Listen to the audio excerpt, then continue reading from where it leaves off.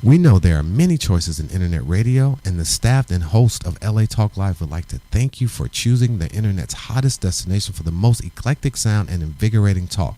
This is LA Talk Live. We are more than just talk.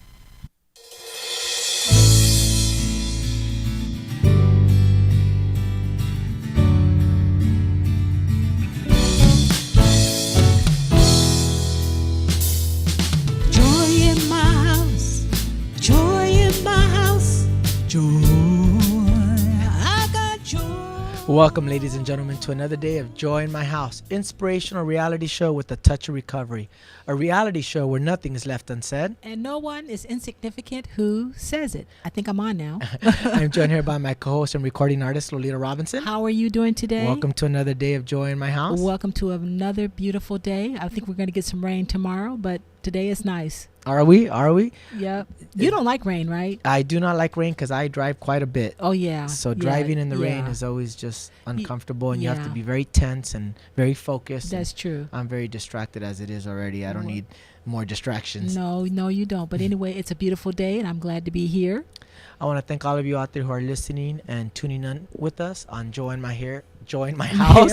Well, yeah, speaking of hair, it looks nice. Thank you. My mother obviously is a hairstylist and does my hair. She's retired now. She only has private clients now, and I'm one of them. I'm glad to still be in her. You have good, strong hair. You better pray you keep it, because you can do different colors. You can highlight it. Yeah, you do all kinds of stuff. My mom goes to town on it. It's nice. I tell her, what are you going to do today? She's like, don't worry, I'm a professional. That's really good. You got a good, strong. Well, your father has a lot of hair too, doesn't he? He's losing it now, but he did. Okay. All right. Well, keep it going. We want to thank all of you out there who are listening and viewing for being a part of the joy that we have in our house here on the network's website on www.latalklive.com. Know that all of our shows here are archived on the network's website on www.latalklive.com. Just click on shows, click on Joy in My House, and watch all of our previous episodes.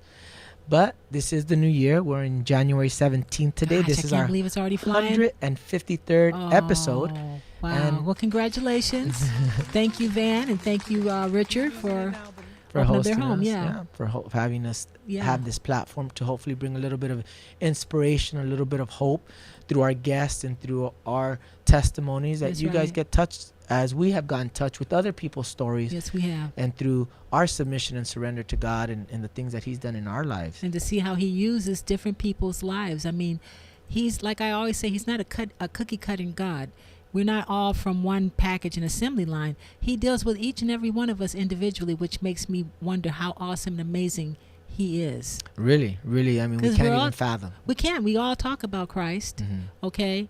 But it's all from a different perspective. We all have a different way that He's ministered to us and how He's spoken to people. So that's why I love that we get to come here, because I've learned so much from our guests. How about you? Same here. I have to agree. And it reminds me, the show's name is Joy in My House, the joy that we have in the midst of our challenges, in the midst of our praise. And I do have a lot of joy. And if you were to ask me, what does joy in my house mean to me today, it's actually the topic and the message of today, which you chose so concisely, which is peace and serenity. Right. That peace and serenity is what allows me to have joy. Right. If I didn't have that peace, that serenity, I'd go crazy. Right. Well, we'll talk more about that. Yeah, I guess joy changes all the time. Joy in my house now means more of that He is our joy. He is our peace. And I never did understand that when I was first a new believer. How can the Lord be your joy? How can He be your peace? But if you're centered on Him and realize that in Him and through Him, He brings you the peace. He brings you the things that mean a lot to you in your life. And so it's not based on people. It's not based on jobs. I think we're having a little bit of technical difficulties. No. Maybe it's just in my headset. It's okay. Yeah. But anyway, it's not based on people. It's not based on works. It's not. Really based on what He did on that cross. Exactly. Which is amazing, because then it takes the pressure off us. That's right. It really does. Even though we need to have standards and act accordingly and to pursue Him, but how amazing. Yeah. That it has nothing to do with our works. All right. Absolutely. So. And if you're following us, we want to thank you again. We had a great show for you last week with your son, Nicky Robinson. Yeah, Nick. He is a music composer now, graduated at UCLA. And we had the founder of Loaves and Fishes Times 10, right, which is a ministry that Robert that gives food product to needy people and needy organizations. And he's now really trying to have a proactive. food pantry in the schools for students and stuff. That's right. You know, Robert is a real go-getter.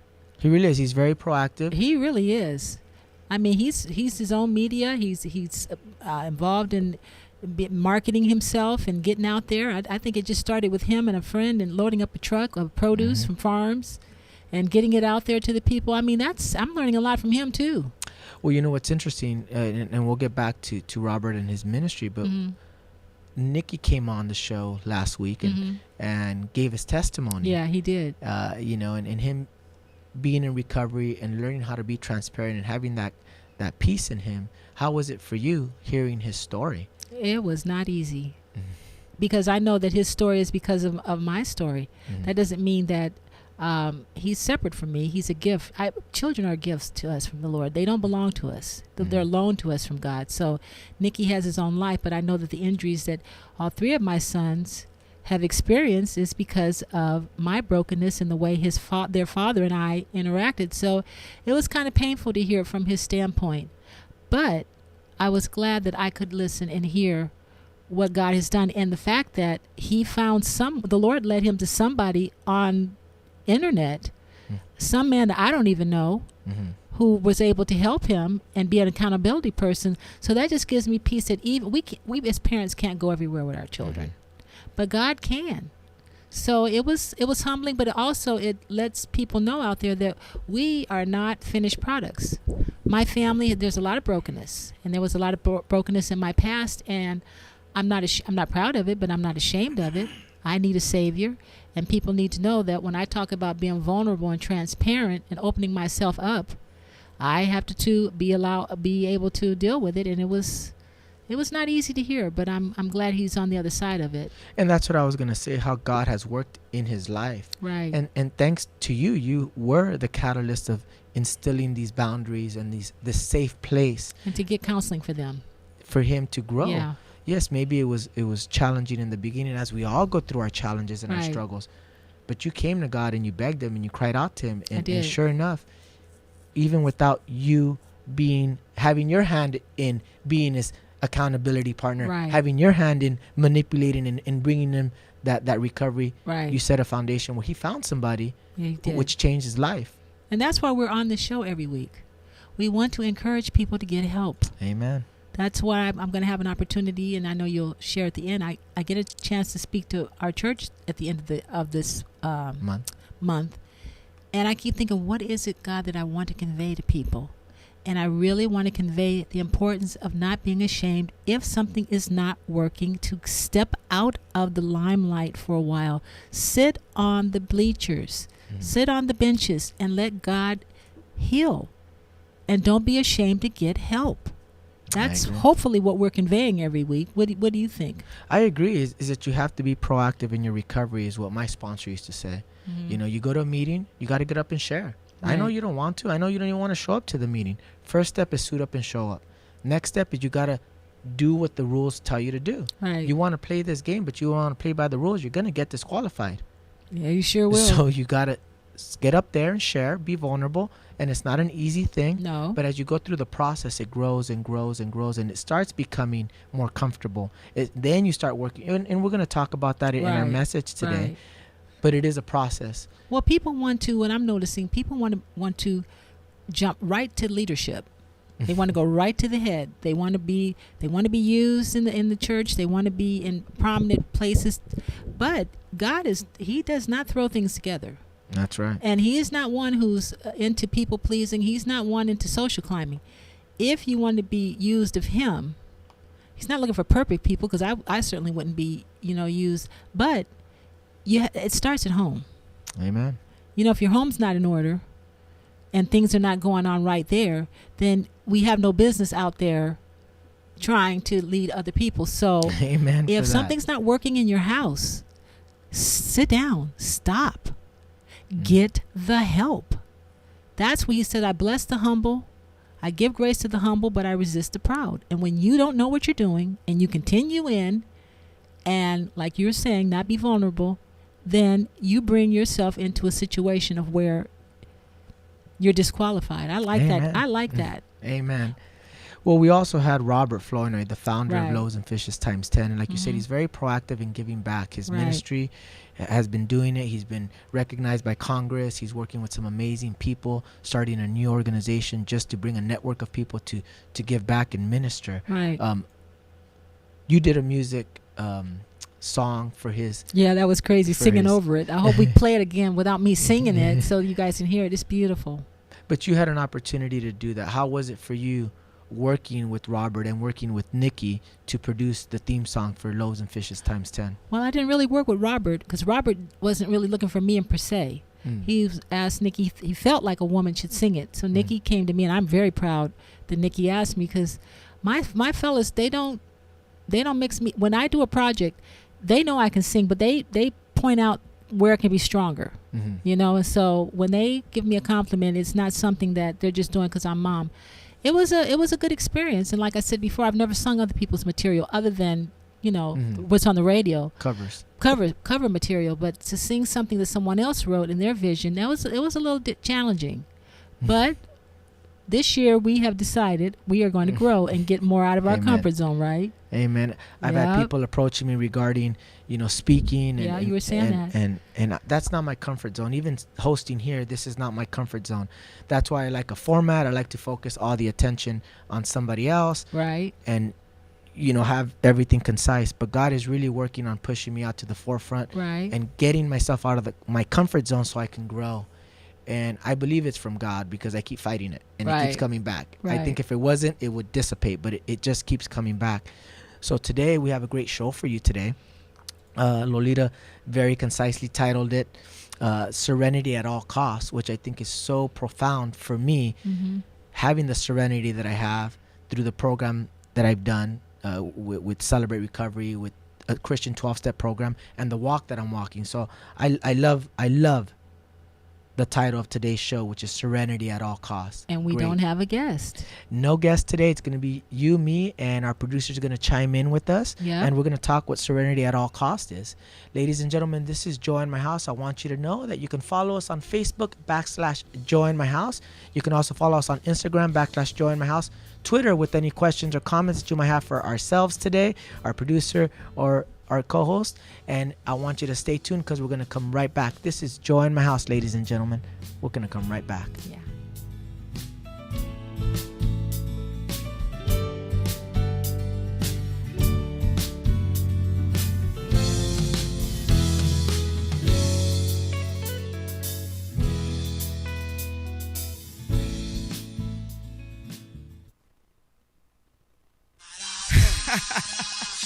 Yes, peace and love, people. This is Eddie Lamont, your host for Super Force Radio, alongside Tasha Arset, the grand poetess. That's right, Super Force Radio every Friday at 4 p.m. The Urban Lounge and Radio TV, exclusively on LATalkLive.com. That's right, reality radio handcrafted for your listening and viewing pleasures, baby. This is LA Talk Live, and we are more than just talk.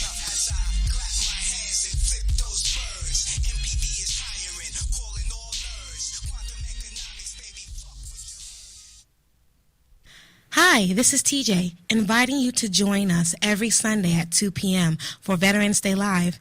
Join us as we provide info that would help all military personnel. So don't forget to tune in to Veterans Day Live every Sunday at 2 p.m. That's every Sunday at 2 p.m. exclusively on LATalkLive.com. You can also catch us on iTunes Radio R&B, Radio Flag, TuneIn Radio, Live 365, AHA Radio, TiVo Radio, and Apple TV Radio, or just watch and listen directly at LATalkLive.com. Reality radio, handcrafted for your listening and viewing pleasure. This is LA Talk Live, and we are more than just talk.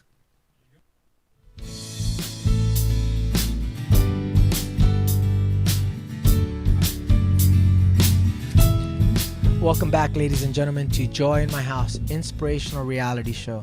I'm joined here by my co-host and author of Shaped by the Master's Hand, Lolita Robinson. How are you doing today? Welcome to another day of Joy in My House. Okay. So, Well, before we left for our commercial break, we let the audience know that our message today and the title of today's show is Serenity at All Cost. Right. We talk about that because in program, at least for me in Celebrate Recovery, we talk about serenity. And at the end of every meeting, we say our serenity prayer. And that serenity and peace is crucial and vital for my existence here on this earth. Right. So, well, first of all, we should tell you that as you said, this is our 150th show. 153rd episode. Well, I tell you what, when you have when we first started out, we really didn't really have a roadmap to what we were doing. We just suited up and showed up, and we were faithful, and God has been providing. But I think sometimes as a show goes, it branches off. So there may be times when we don't have a guest for that day. So we were discussing having segments where we call Up Close and Personal. That's right. Where it's kind of like a behind the scenes on what's going on with us as the host and co-host. And we've asked Van to kind of chime in. So I think today is kind of like a cozy up time to just kind of get a little close to us. Well, what's on our hearts. And I was talking to Richard, one of the owners of the station, as well as Van, our producer, and I was telling him I always feel like I don't have anything to say. What do I have to say that people would want to listen to? But again, I feel that way all the time. It's my insecurity. Right. God can use us and has used us, and we just got to allow Him to use us as these broken vessels, right? And have the faith that He'll give us the words, He'll give us the spirit, because I personally don't want it to be about me. I personally don't want to be pushed out into the limelight. Right. It's too much accountability. It's too much responsibility. But there's a reason why God uses us. Yeah, He does. He really does. I mean, and then also to be flexible because it's Him. It's Him in through us. And sometimes we can get so locked down into the way things are supposed to be that it becomes man-led instead of God-led. So we're not glorifying ourselves today. We're picking topics that mean a lot to me specifically, and you did a whole topic on it. So tell me, well, how did you put together? Because I put the concept to you just last night. Well, that was very scary for me. You called me up. I was on my way to dinner with my parents, and I had my son. My girlfriend's in Vegas right now handling some business for her ministry, and I was trying to book a guest. Our guest rescheduled for next week, which I'm excited about. But it made me lose control. It made me not have control of the little things that I feel I should be controlling. Right. But I had to sit down and just pray about it and be like, God, you're in control, not me. Because I'm trying to control it and it's just not working. Right. I called several people up that are really good friends of mine that have amazing testimonies. And they're like, we would love to come on your show. Please book me for the show. But that's not today. And I said, okay. So so we're booked up for the month. But today was left open. You called me back and told me that you felt that we should talk about serenity at all costs. Right. And it just touched my heart the minute those words came out. Because that's what I was searching for in the midst of me trying to book the show. Right. I wanted that serenity and peace that I have a guest ready to go.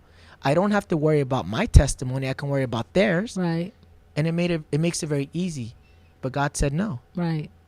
And when you said we should do this, I'm obedient to my accountability partners. Right. I have to submit to my sponsors and my accountability partners, to my God, in order for people to then trust me and submit to me. It is a chain of command. And I felt God pushing me through you. All right. So you chose this topic, serenity at all costs. First of all, let's talk about what even serenity is. Yeah. I looked it up, and serenity means being calm, peaceful, and untroubled. Oh, that's awesome. What does serenity mean to you, Lolita? And then we're going to actually ask Van as well to chime in. What serenity means to him? Well, that was beautifully said. You know what? When I first became a Christian and they would start sharing with us that Jesus promised, only thing He promised is I promise that I'll give you peace that the world cannot give. Amen. A peace that the world cannot understand. Now, the other promises are that you're going to have trials and tribulations, but behold, I will be there with you through it. So to me, as a new believer, peace, I was like, what's that got to do with all the tea in China? You know what I mean? I wanted promises like, okay, I'm going to give you prosperity, which He says that He comes to give us abundant life. I wanted a promise that I was going to have a good relationship with the husband, you know, a career, but I never understood what peace meant until I got into program and saw that my life was never peaceful. Coming from an alcoholic family and being in alcoholic relationships, we thrive on chaos and adrenaline. Even when, I had to be hospitalized because of stress. Before I got into program, I was hospitalized. I thought I was having heart attacks. I was having panic attacks. I was losing my hair. My face was breaking out because there was always drama going on, always chaos. And that's what I lived in. I did not know how to live in peace. Wow. Okay, so what about you, Van? What's peace to you? Well, thank you for allowing me to be part of this segment. But serenity means to me, I found out about serenity through the rooms of AA and Narcotics Anonymous myself. And I also came from a dysfunctional family, and not realizing that, like you said, Lolita, feeding off of adrenaline and the chaos that the trials and tribulations of life has for me and has for us, I was used to that. And to be able to live with myself and love myself, I found peace. Like right now, I live by myself. When I leave here and I go home, there's nobody there but myself. So I find myself sometimes battling against myself. But again, I leave it to God. And once I let Him, let go and let God, then I have peace. But some days it's not easy. Oh no! And it is a process. That's very well said. Very well said. It is a process, and I find it interesting that you say you go home by yourself. There's a saying in Spanish that my mom always tells me, and she always says, "Mejor solo que mal acompañado," which means better to be alone than to be with bad company. There you go. And sometimes sometimes we are alone, but sometimes there's a season for that God is working with us, that sometimes we don't understand. Why are we alone? Why you have us here for relationships, but yet you have us isolated. Sometimes God has a work to do just in you, which I found it kind of interesting that you say that. Yeah. So what does serenity mean to you? For me, serenity, I kind of touched on it in the beginning of the segment. Serenity means that I have joy in the little things, that I'm present. Right. In the little things which bring me joy. This weekend I've been with my son all weekend, and we haven't without done the girl drama. Yeah, no girl drama right now. I have to admit, we do bring drama. We do. I hate to say that. That's so funny that you say that. Yes, but to have the presence of just enjoying my son. He's 15 years old. Quiet. And just he's an introvert, which I learned a lot with Nikki's testimony last week. That I'm able just to spend time with him and take him to dinner and just chat with him about girls or about what he wants to do in college. And those little things, to be present and to be engaging, brings me the joy, which when I go to bed gives me peace. So when I lay down, I think, what an amazing day today. I didn't go run a Fortune 500 company. Okay. I didn't go speak to 20,000 people. I didn't, win a championship belt. Right. What I really did was just engage with my son, who probably needs me more than anything at this point in his life. So what did your life look like pre-serenity? Van and I talked about living with the adrenaline rush of just being in drama all the time. I think I was normal. The same. I How think I was yours? really good at living in chaos. I think I was really good at manipulating and controlling. Then when alcohol hit, it was just, I was out of control. I didn't know what was going to happen from one day to the next. I still don't know, but I have the peace. But I was out of control. I was trying to fill this chaotic life with everything except God. Drugs, alcohol, sex, relationships. And it was... And what did your relationships look like? I know they mine. Were chaotic. When we say chaotic, I want to ask you guys an example of what you mean when you say chaotic. Chaotic was for me, being with my son's mother, living together. I would disappear for days, and then she'd be calling my cell phone, blowing it up, and I'm over here getting mad at her for blowing up my cell phone when I'm not coming home. Right. That's insanity. How disrespectful of me to not have the consideration. Well, I obviously I did. I didn't even love myself enough to love somebody else. Right. That was a pretty dark place to be in emotionally, spiritually. Right. So it was dark. I think What was before serenity was darkness for me. And for me, in my relationships, I can remember when my husband and I would be in a car and just, it would be really nice. We were going to go out and have a good time, and I would just know that if I said one thing, that it was going to set it off. And I knew in my head, but I would still do it. I would say it, and man, we'd be into a roll 4 and 5 hours. Every trip was ruined. He'd end up, not speaking to me. We'd be out in San Francisco, somewhere really beautiful, and we're fighting. And I remember one time, Denzel Washington doesn't know me, but we went to some kind of event because I have a lot of friends, as you know, that are musicians, and I went to see, I think Don was on this show. I went to see Don, and there was celebrities everywhere, and me and my husband are in the middle of the street fighting like two fools in Beverly Hills, and Denzel Washington is standing there just shaking his head. It sounds funny, but this was my life. How about you, Van? Wow. We're being close and personal. Well, it was just me living in the fast lane. That's better. Now I can hear. Yeah, better. there you go. Yeah, living in the fast lane. I in Philadelphia. I worked in the adult industry, and being in that lifestyle. Oh Lord. I thought it was cool.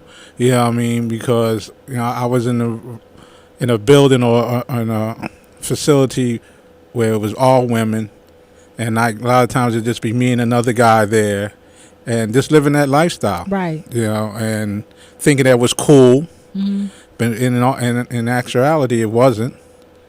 Because all the stuff that happened. But there was a lot of fighting, a lot of people bickering, and customers. Excuse me. Customers not getting told that they can get certain favors done and not getting it done, so we have to deal with that. One female's mad because she's not making any money. Another one's mad because she's got to go up on stage. The whole lifestyle. A lot of chaos. A lot of chaos. I have to deal with 5 different women's personalities, and it was like. And then a lot of these women are broken. Yeah. All of them were broken. Yeah. I'm sure. Yeah. Well, the reason why, and we're not glorifying our sin, okay? I'm not. This is not being up close and personal to glorify, but I think a lot of people, when we say we know what chaos means. We know when we say we come from, a destructive relationships. Sometimes when you give people an example of what you're talking about, you yourself in your own life can think, oh my gosh, I'm thinking this is normal, and it's not. And that was the next thing. What does it mean at all costs? Right. Serenity at all costs. And I it means like change. you broke that down. It means change. Okay. And what do you mean change? what had to be sacrificed? Right. I like that. What changed? Right. Well, relationships, as you just mentioned, Mm-hmm. habits, environment, as Van was saying, working in an adult industry, Mm-hmm. the environment had to change. These things had to be sacrificed at all costs, which means you had to let them go. I think a lot of times we as addicts, or me as an addict, I want to get better, but I don't want anything to change. There you go. I want to keep doing the same over and over again There you go. and expect something different to happen. Right. And that is what we call in program insanity. Right. In order for us to really have that serenity, it comes with change. It does come with Because change. my life was chaotic. There was craziness, drug use, Women. promiscuity, acting out, not being responsible to anybody or anything, having no God. That to me was not working. Well, no, I'm not speaking for all females, okay? So not by any means, but for this female, my emotions were just off the chart.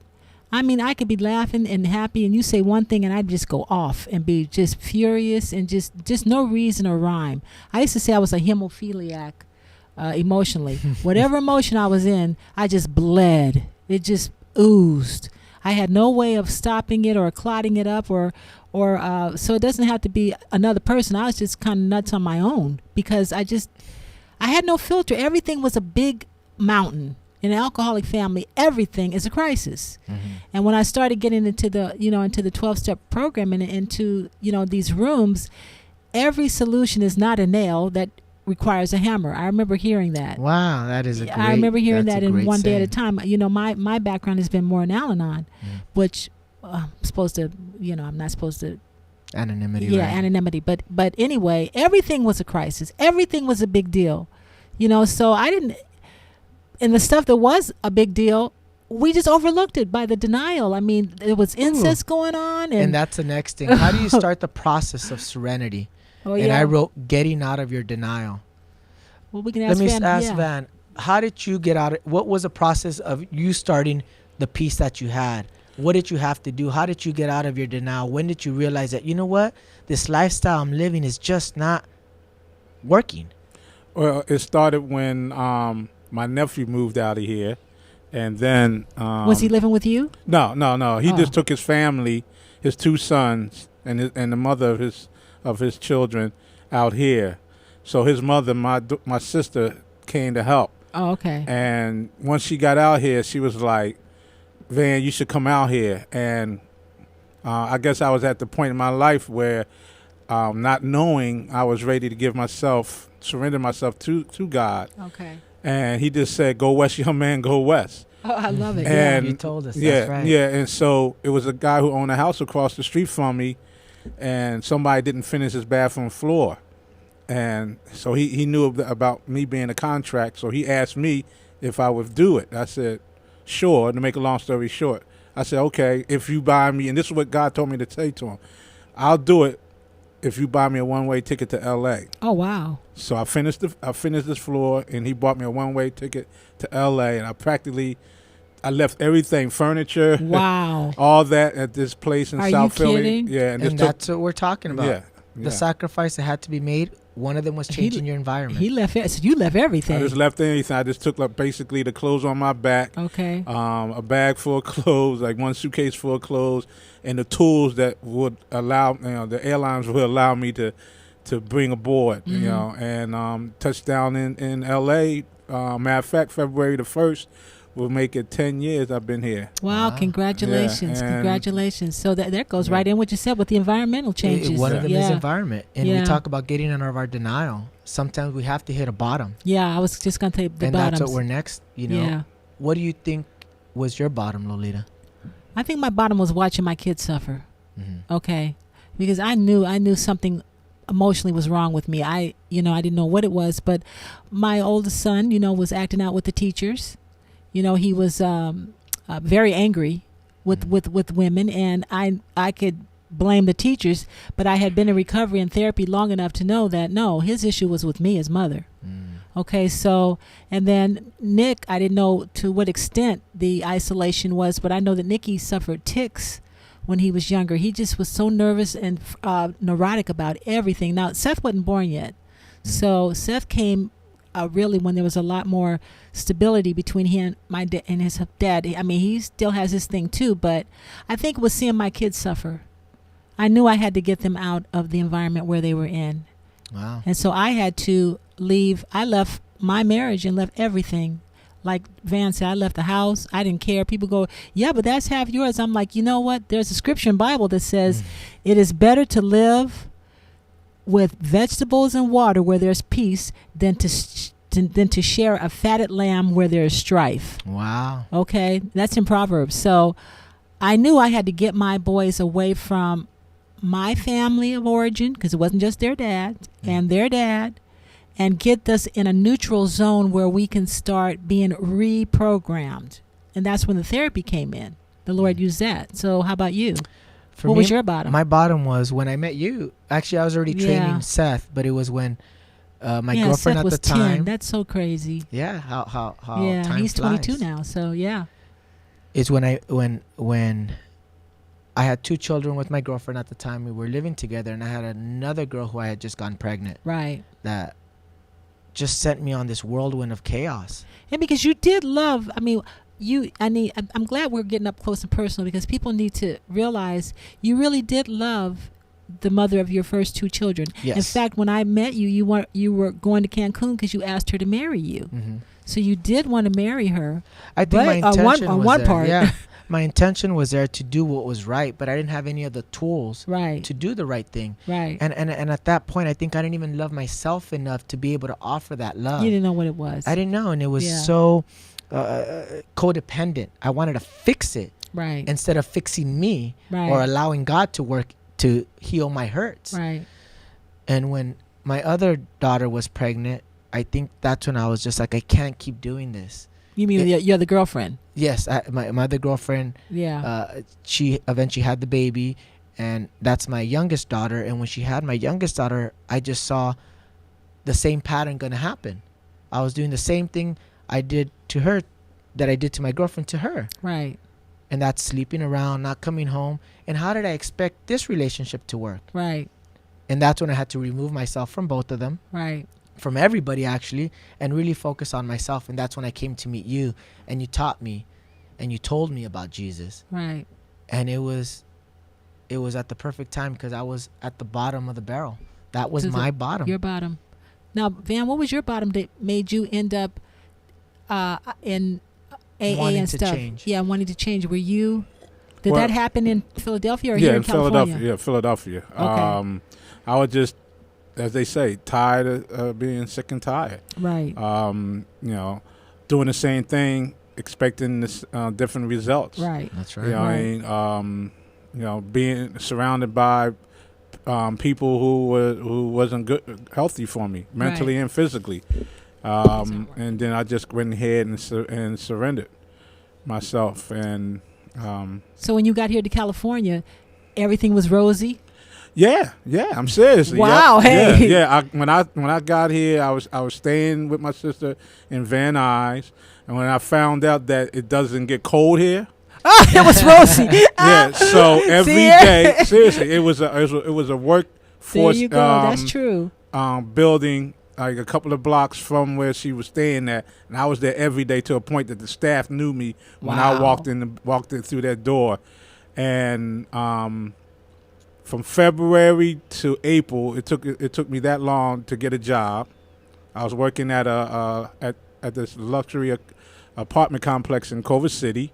And by June, I was out on my own because I found out that there was facilities for veterans. Wow. And I got a call that somebody got locked out of their apartment. And when I went to let this person in, he asked me, well, where you from? I said, I'm from Philly. Why? He said, I'm from Philly, too. Oh, and wow, I'm talking you could about tell. Richard. And wow. And That's how you met Richard. Yeah, that's how I met Richard. And okay. The rest is Richard history. is the owner of our company. Yeah. Here, You know what I mean? So I started hanging out with him during my breaks and lunch breaks and after work and all that. And like I said, the rest is history. Oh, wow. Everything. That is beautiful. Yeah. Everything fell into place for you here. Yeah. Even when I was a property manager in the heart of South Central, Okay. surrounded by what I was told 4 different gangs, I turned that building around within a few months. The so-called gangs in the neighborhood, they knew of me, what kind of manager I was, and they respected that because I respected them. Because when they would come through, I said, I would appreciate it that you would act accordingly while you're here, because I'm quite sure you have sisters and a mom. There you go. And you wouldn't want them to be in danger. So why would you put other people's family in danger while you're here? And with that said, they left me alone. They left you alone. They left the building Wow. alone. Wow. So, yeah, I haven't experienced the same type of chaos that I had back in Philly here since I've been here. Wow. That's beautiful. Wow. I see. Well, I'm that's learning a lot amazing from you because guys today. We talk about that process. Yeah. And allowing that process to begin. For me, it was accepting God into my heart and allowing His grace to free me of that shame and that guilt of my bad behaviors. Although those bad behaviors had consequences. Yeah. And I still had to pay for those consequences. But and you're still seeing some of them today. Yes, to this day. Yeah, yeah. But it freed me from my fear of also the future and the worry. Just allowing God to work with me in that moment and to do kind of what's right. Not kind of, to do what is right. And I learned that through His Word. But like I talk about now, I don't act like that. I'm not shady. I'm not questionable. I'm transparent. I'm honest. I'm sincere. Yeah. And it's a struggle. Sometimes I don't want to answer to anybody. Right. I want to do whatever I want to do. But I know that if I start doing that, I start regressing.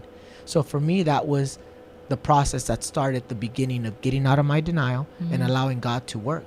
How was it for you, the process, the beginning process? Well, the process for me has been really interesting because I've been on this journey, and I'm not trying to back for over 30 years. So it's changed now. What God did, why this subject was so burning on my heart was by taking me out, I've been in about 3 different wilderness in times of where I was going at a certain pace, and then the Lord will close a door on a job or something, and I've been just alone with him. Well, the last one was when I fell. I was a shut-in for almost, I'm going to say almost a year, really. Wow. And so he taught me more about serenity and peace during this last time than ever. And the reason I thought about this subject is people were coming over to my house. I would be laid up with my leg up on, elevated because I couldn't walk. And I would have a lot of visitors, a lot of callers. And no one ever asked me How you were doing? what they did. But their main question is, how are you doing this? How are you just sitting there? And I thought, it's something, peace is something you have to acquire.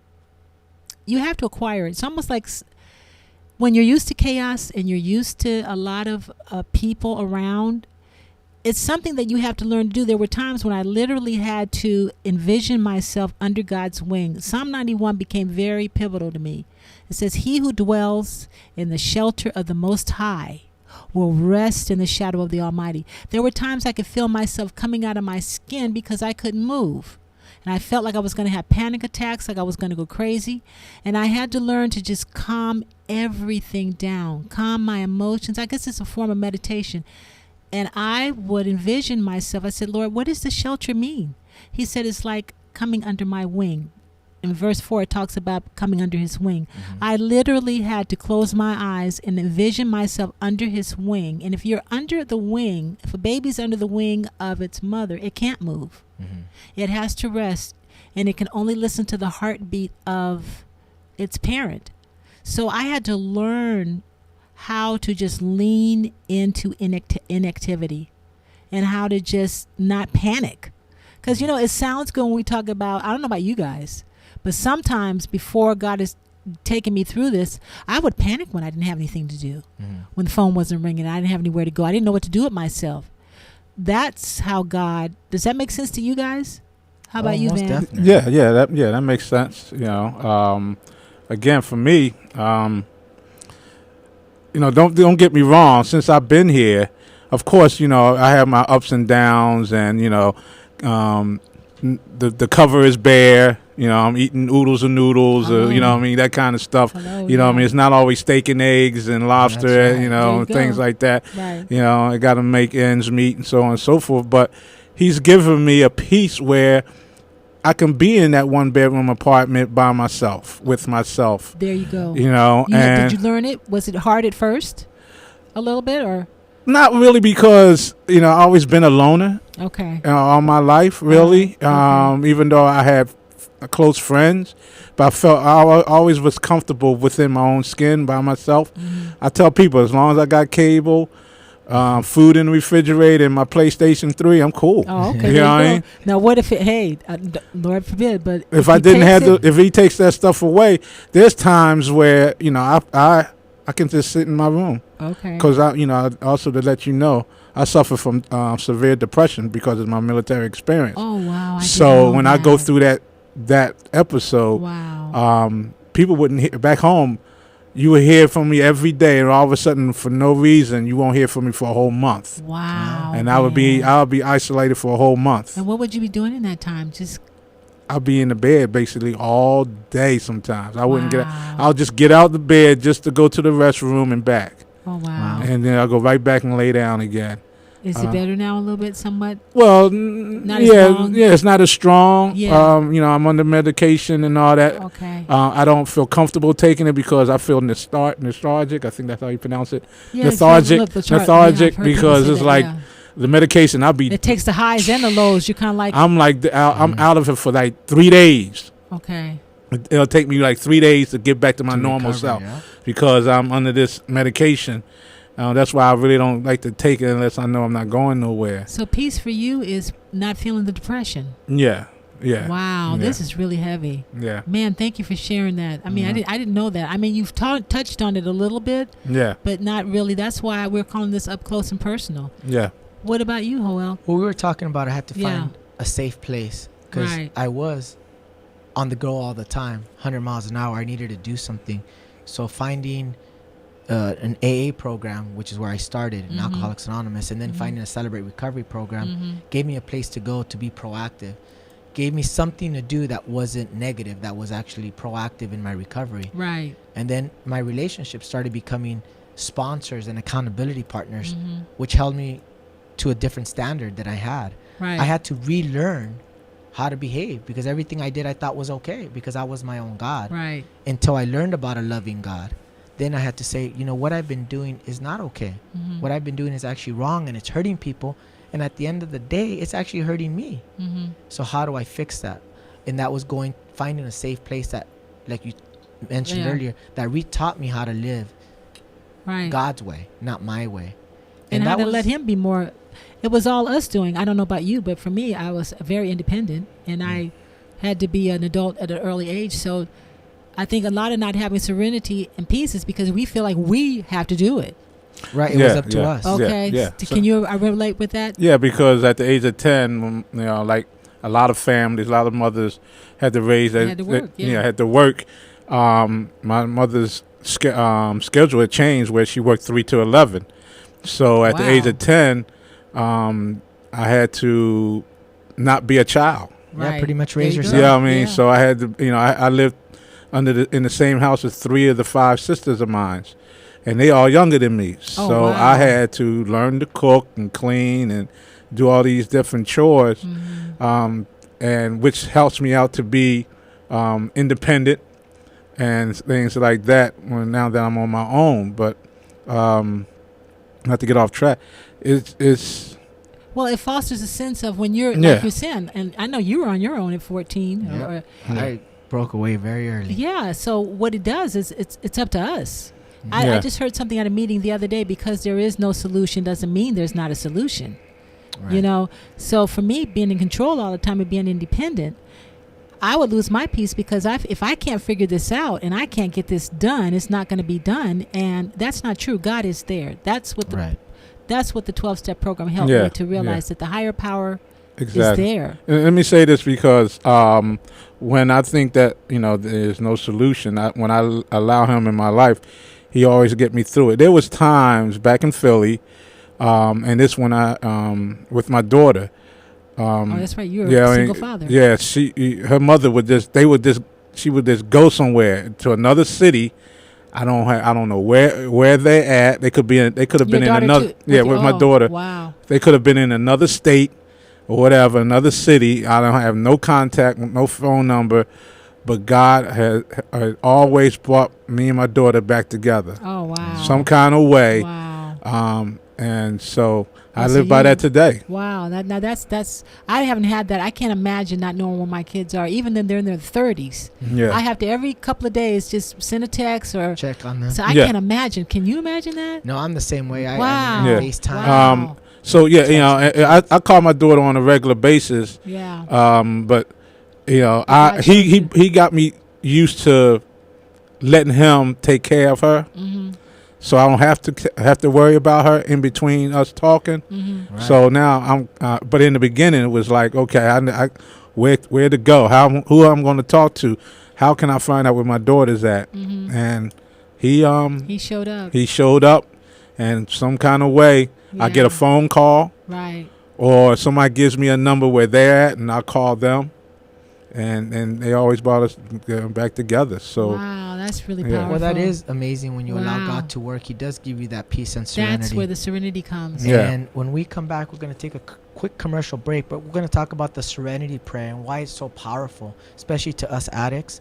This is Joy in My House, ladies and gentlemen. I want you to stay tuned. We're going to come right back. Yeah.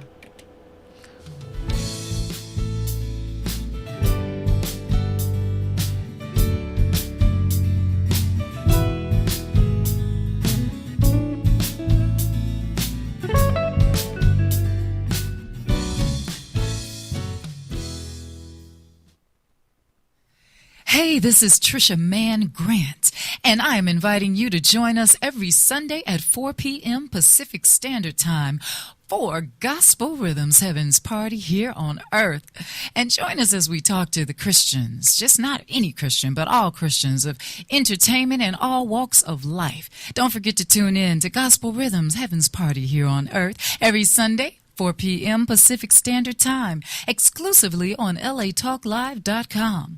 You can also catch us on iTunes Radio RNB, Live 365, Radio Flag, TuneIn Radio, AHA Radio, TiVo Radio, and Apple TV Radio, or watch and listen directly at latalklive.com. Reality radio handcrafted for your listening and viewing pleasure. This is LA Talk Live, and we are more than just talk.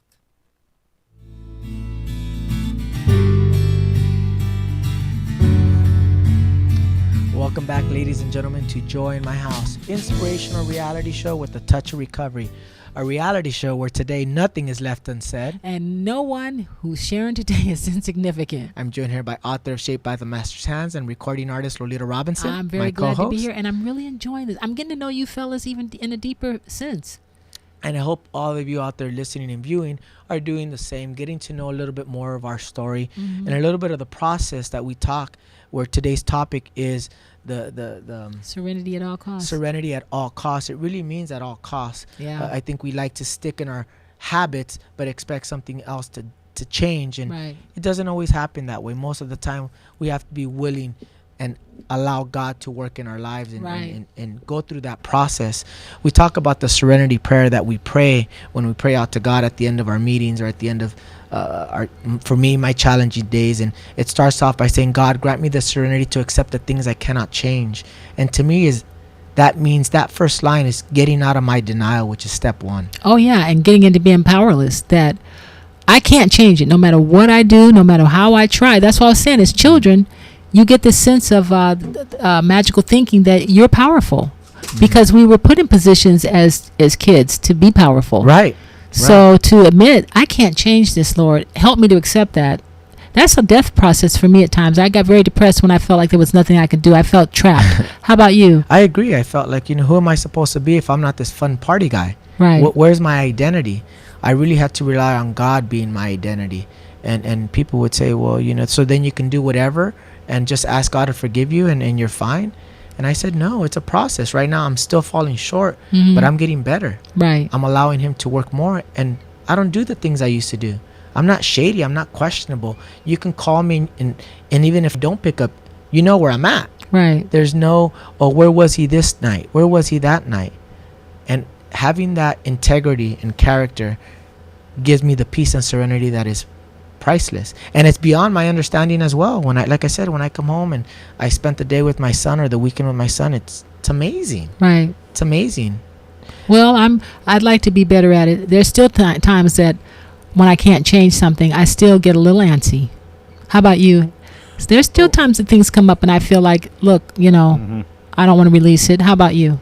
Well, I've learned, again, since God has brought me out here on the West Coast, I just have come to a point where I know I'm powerless over stuff, so I just give it. I'll just I release can see it. that when you leave, when other people just leave another city or come to another state or another country, that is blind faith. 'Cause you don't know anybody. I don't know. So I can see where you got a crash course in that. Yeah, but the military got me used to going places where I don't know anybody and don't have a place to live right away. So that wasn't hard.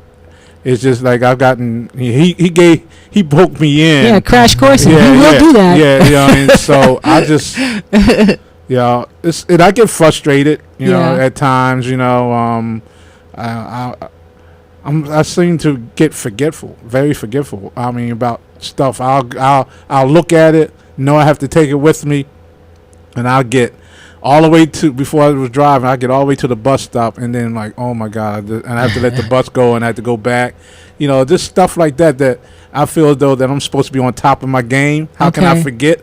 But that's how he keeps me humble. There you go. I love that. You know what I mean? by bringing me back down. No, you're not that perfect person that you think you want to be. That's right. There you go. And yes, you have flaws, and so I have to live with that. and it gets frustrating. And that's perfect, the flaws that we have, because the second line of the serenity prayers, the courage to change the things that I can, knowing that we're flawed after we get out of our denial. But how do we change? We got to really allow God. For me, it was allowing God's strength, not my own, because things that I manipulated. I like that, but the wisdom to know the difference means that some things he's not going to come down here and do it. Right. There's some things that we have to do. Yeah. So that's knowing the difference, that when it's a God thing and when it's our thing. And I think a lot of Christians and people in general want to make it a God thing. Yeah, they hide behind it. They want to hide behind it. They want to do whatever they want and say it's for God. It's for God, or do whatever they want to do and want God to do it for them. Like, you get people all this time that want you to come along and help their ministry. I get that all the time, sometimes a little too much. Yeah, they want you to do the work. Exactly. And you're like, well, I had to bring stuff to you. I remember God, one time I was wanting to sing and speak. He said, well, how can I bless you? You don't even have any product. I didn't have a song written. I didn't have a book done. You got to give me something to work with. So it's God, and it does. Faith without works is dead. And that's what you said. And the wisdom to know the difference. We talk about God's wisdom. How do we learn God's wisdom?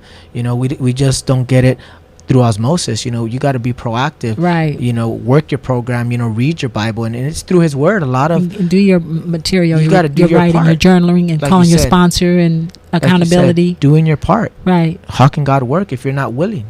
Right. And God doesn't go places you don't allow Him to go. You have to open that door and allow Him in. That's and I think that was key for me, was allowing Him in. Because the rest of the serenity prayer goes living one day at a time, enjoying one moment at a time, accepting hardship as a pathway to peace. Hardship as a pathway to peace. And I think people misunderstand that as well. We don't have time to go through the whole thing, but and taking as Jesus did the sinful world as it is, and again, not as we would have it, our manipulation. And trusting that He will make all things right, having that faith I surrender to His will, so that I can be reasonably happy. Doesn't mean you're going to be, winning the lottery, the $1 billion ticket. Or walking out with that fine partner. Exactly. Because even if you get a good mate, like, they die. Yeah. People die, people move, you know what I'm saying? So get sick. They get sick, all kinds of stuff. Well, I'm learning to live one day at a time, because this month is very stressful for me. I have some legal things I have to take care of soon, and the concert's coming up, and I have to just learn how to live in the moment. I still have a hard time with, how do you guys deal with living in the moment? I'm always living 2 weeks ahead still. No, I live right in the present. I have to. I simple little things where. Well, see, women multitask too, so sometimes you guys can compartmentalize. Yes, I can do that. I get very focused at times, but I have my kids quite a bit, so I have to learn how to multitask, how to do their laundry, script out the show, make sure I'm calling somebody, make sure I'm doing homework. So you too going to school, right, Dan? Well, not anymore. I'm done with school, but congratulations! Yeah, I'm done with that. You got your AA? No. God has drew me away from that because you're doing something different. Okay. Yeah, I have to spend time here. That's another show. Another show. Yeah. Okay. But it's just. We track with you. Yeah, we know how it changes. Yeah, we plan our ways, but He directs our steps. That's exactly. So. But now with the serenity and peace that I feel I have, even though I want more of it, which means I got to seek God more. Not being shady, having a little bit of integrity and character for me means so much, that people know when I say something, I'm going to follow through with it. Then I get this thing called trust.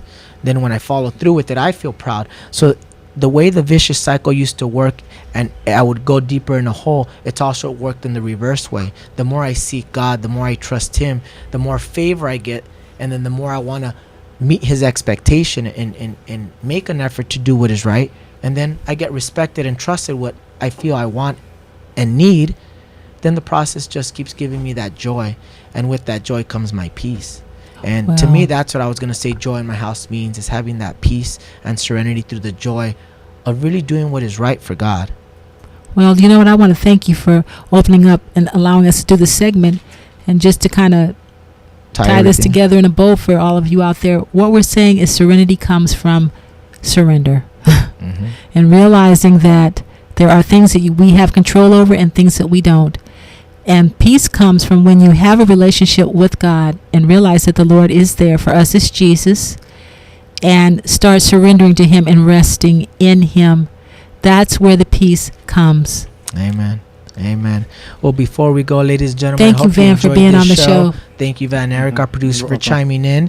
Lolita, you have a great concert coming up on January 31st. It is an LRC ministry. You'll be speaking and performing as well. And with our praise team, it's called Lolita and Friends. I have got to get the address, but it's Sunday night at 6:30 at Bridges Church in Long Beach. So you can go on the internet. I've met some new people on Facebook. So, I would love to meet you. So please come out. Yeah, and engage with us on Facebook. We're going to have cookies afterwards. I get to shake hands with you. And some of the other people in the praise team are going to open up and share a little bit of their story, too. Wow. God is an amazing event. Right, amazing event. So this is Joy in My House. I want you to catch us live every Sunday here at noon. Next week, we have Paul Lobo with the New Year's message you're not going to want to miss. Yay. I hope that you continue tuning in. Know that you can like us on Facebook, /Joy in My House, on Instagram, on Twitter. This is Joy in My House. Ladies and gentlemen, you guys have a blessed day.